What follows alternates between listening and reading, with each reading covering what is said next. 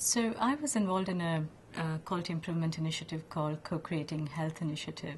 And as the name suggests, it's about co-creation of health and working in partnership with patients. And as a concept, it was a very simple model that you were looking at improving patient activation and empowering your patients so that they were active partners in their health care.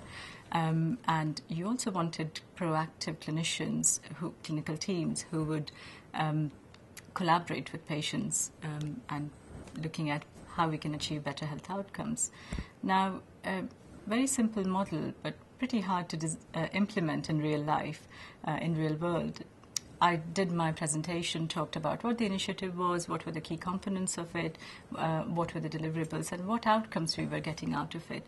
And about halfway through the presentation, you started getting these arguments from these skeptic physicians that, oh, you don't have a control group here. This is not a randomized control trial.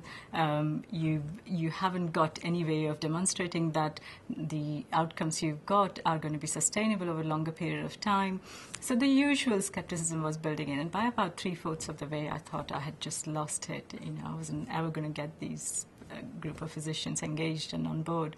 And then the patients, my patient started telling her story, and she started off with she had a road traffic accident, and she was wheelchair bound because of that. Her business was lost. She loved dancing. She was teaching dancing as well, and all that was lost. She was left in a wheelchair, was told by her physicians that she was never going to walk, with 2 young children and completely socially isolated.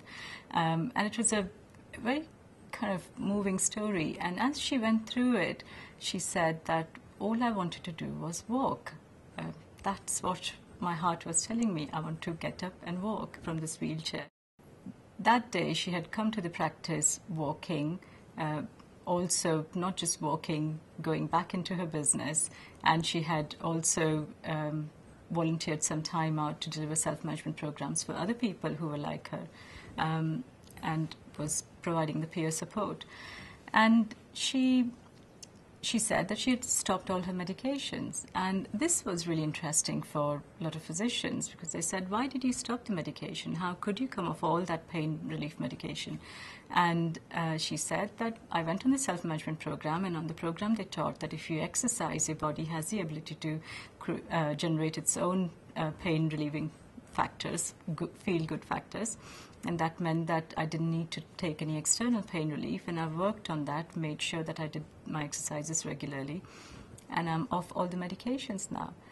And I was just thinking, and that story was so compelling that we had all the physicians, all the practice nurses, community matrons and pharmacists sign up all at once for the collaborative consultation training.